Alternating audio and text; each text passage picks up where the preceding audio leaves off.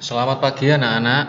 Pada kesempatan ini Pak Pras akan memberikan materi keagamaan Katolik ya untuk kelas 5.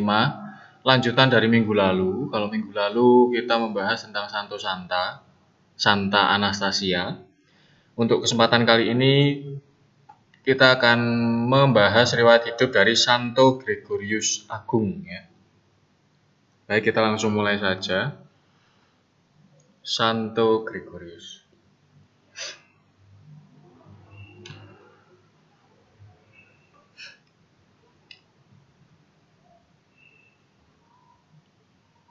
Kita mulai dengan doa terlebih dahulu. Dalam nama Bapa dan Putra dan Roh Kudus. Amin. Ya Bapa, puji dan syukur kami aturkan kepadamu atas segala berkat pada hari ini. Kami mohon pendampingan rahmat kuasa-Mu dalam proses belajar kami, agar kami menjadi semakin bijak dalam berpikir dan bersikap. Amin. Dalam nama Bapa dan Putra dan Roh Kudus. Amin. Baik, kita akan melihat atau menyimak bersama riwayat hidup Santo Gregorius Agung. Santo Gregorius itu lahir di Roma pada tahun 540. Ibunya bernama Silvia dan dua orang bibinya atau tantenya bernama Tarsila dan Aemiliana. Itu dihormati oleh gereja Katolik sebagai orang kudus. Kemudian ayah dari Santo Gregorius ini bernama Georgianus. Itu adalah orang yang tergolong kaya raya, memiliki banyak tanah di kota Sisilia, Roma, dan sebuah rumah indah di lembah Bukit Seolian, Roma. Santo Gregorius selama masa kanak-kanaknya mengalami suasana pendudukan suku bangsa Goth Jerman atas kota Roma ya. Kota Roma pada saat itu dijajah oleh suku Goth dari Jerman, yang mengakibatkan mengalami berkurangnya penduduk kota Roma dan kacaunya kehidupan di kota Roma. Tapi walaupun demikian, Santo Gregorius Agung ini menerima suatu pendidikan yang memadai. Ia pandai sekali dalam pelajaran tata bahasa, retorik, dan dialektika. Pada usia yang ke-33 tahun, Santo Gregorius ini menjadi prefek kota Roma. Prefek ya, suatu kedudukan tertinggi dan terhormat dalam dunia politik Roma saat itu. Yang dimaksud prefek itu maksudnya kalau sekarang ya sama dengan wali kota ya. Wali kota. Ya lumayan. Namun Tuhan menghendaki Gregorius berkarya di ladang anggurnya. Santo Gregorius meletakkan jabatan politiknya sebagai prefek tadi dan mengumumkan niatnya untuk menjalani kehidupan membiara. Santo Gregorius menjual sebagian besar kekayaannya dan uang yang diperolehnya untuk kemudian dimanfaatkan mendirikan biara-biara. Beliau mundur dari jabatan wali kota lalu menjadi seorang pertapa, mendonasikan uang-uang dan hartanya untuk mendirikan biara-biara. Ada 6 biara yang didirikan di kota Sisilia dan 1 di Roma. Ya. Jadi totalnya ada 7. Di dalam biara itu, Santo Gregorius menjalani kehidupannya sebagai seorang tabib. Ya. Rahib. Kalau tabib itu sama kayak dokter ya. Kalau rahib itu istilah kalau sekarang pertapa ya, biarawan. Santo Gregorius juga giat di luar biara, artinya aktif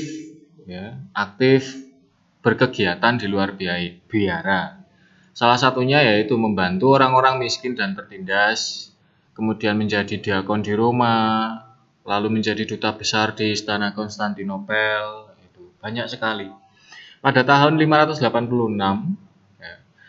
Santo Gregorius berjuang membebaskan para budak belian yang dijual di pasar-pasar kota Roma. Jadi ketika di Roma dulu ada pasar ya, yang menjual budak itu untuk dibeli, untuk dijadikan pekerja kasar. Pada tahun 590, Santo Gregorius diangkat menjadi paus, pimpinan tertinggi agama Katolik ya. Dengan ini, dia dapat dengan penuh wibawa melaksanakan cita-citanya untuk membebaskan kaum miskin dan lemah, terutama budak-budak dari Inggris.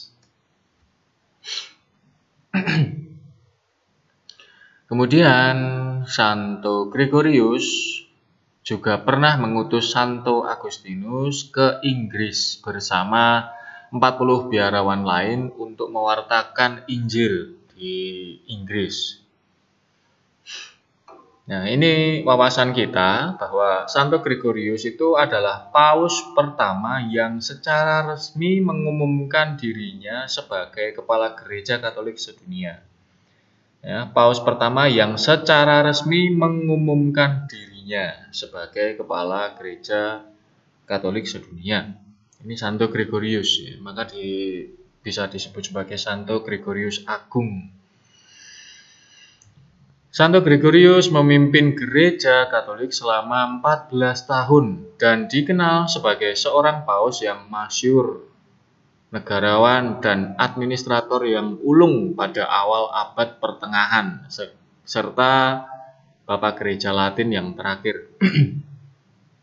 Pada awal abad pertengahan, ya sekitar itu tahun 500-an, abad pertengahan itu ya tahun 500-an itu.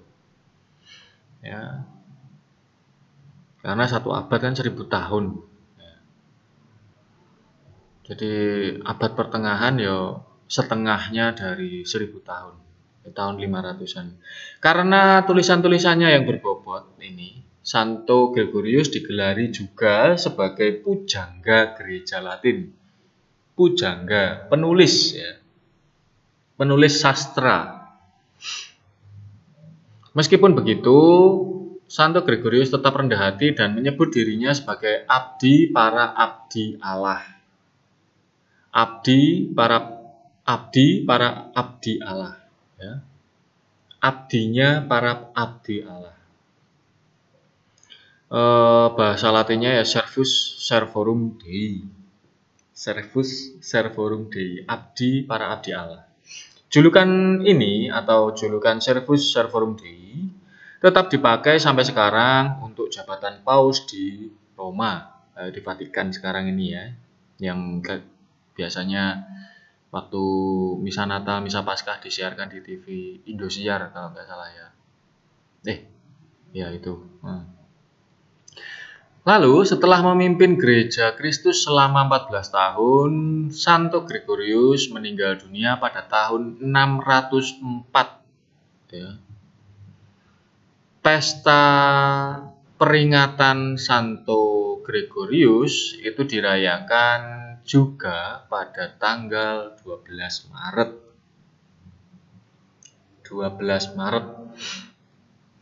Nah, kemudian ini ada tambahan wawasan bagi kita juga bahwa kalender orang suci gereja Katolik Roma hari ini ya, yang direvisi pada tahun 1969 yang lalu itu sebagaimana ditentukan oleh Konsili Vatikan kedua merayakan peringatan akan Santo Gregorius Agung pada tanggal 3 September. Jadi tadi itu yang 12 Maret itu sebelum direvisi sesuai dengan kalender gereja Katolik. Kemudian tahun 1969 ada revisi kalender gereja Katolik yang mengubah pesta peringatan Santo Gregorius Agung dari 12 Maret menjadi ke 3 September. Karena sebelumnya kalender umum Romawi menetapkan bahwa hari peringatannya adalah 12 Maret. Hari peringatannya adalah tanggal 12 Maret, itu bertepatan dengan tanggal wafatnya pada tahun 604. Ya, kemudian diubah karena hari ini tuh maksudnya ya tanggal 12 Maret itu tadi itu selalu jatuh di tengah masa Prapaskah, ya. Di tengah-tengah masa Prapaskah, di mana selama masa Prapaskah ini tidak boleh ada hari peringatan apapun di gereja. Maka atas dasar alasan ini, hari peringatannya dipindahkan ke tanggal 3 September, yaitu hari di mana Gregorius diangkat menjadi Sri Paus pada tahun 590. Ya, jadi peringatannya tanggal 12 Maret itu diganti menjadi tanggal 3 September karena tanggal 12 Maret itu bertepatan dengan masa Prapaskah yang tidak mengizinkan pesta peringatan atau merayakan peringatan apapun. Ya, maka dipindah di tanggal 3 September yang menjadi hari di mana Santo Gregorius Agung diangkat menjadi Sri Paus, gitu, ya. Baik, itu tadi sekelumit kecil riwayat hidup Santo Gregorius. Semoga kita bisa meneladan contoh hidup yang diberikan oleh Santo Gregorius kepada Tuhan, ya, menolong sesama, membebaskan budak belian, dan tidak mengejar harta duniawi.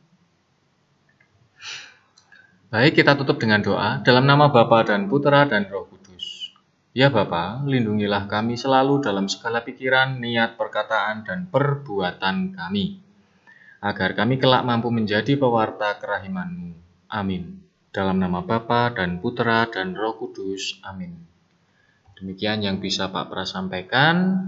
Pak Pras ucapkan terima kasih banyak. Dan Pak Pras doakan semoga kalian semua sehat selalu di rumah, ya. Baik, sampai jumpa minggu depan. Terima kasih, berkah dalem.